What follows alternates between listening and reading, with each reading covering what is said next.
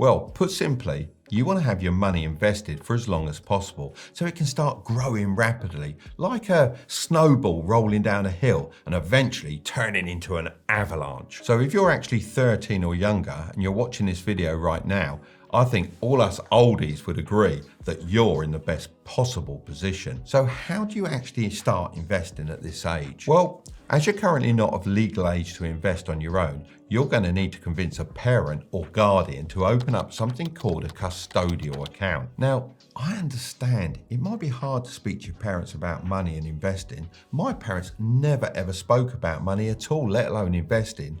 So if you want to, feel free to show them the next 30 seconds of this video so I can help persuade them to open up one for you. A custodial account is an investing account controlled by an adult for the benefit of a minor, typically a family member. These have different names depending on where you live.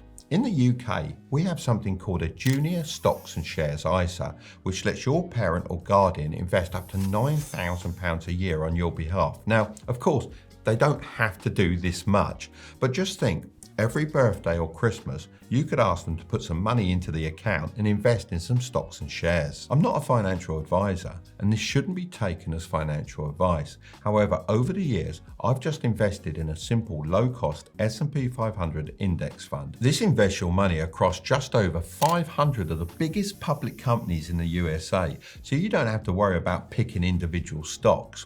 The historical average yearly return of the S&P 500 is 12.58% over the last 10 years, as of the end of May 2024. Of course, investments can go down as well as up. If you've got a Junior Stocks and Shares ISA, then you'll be able to start managing it for yourself from the age of 16, and you could start to withdraw money from the age of 18 if you wanted to.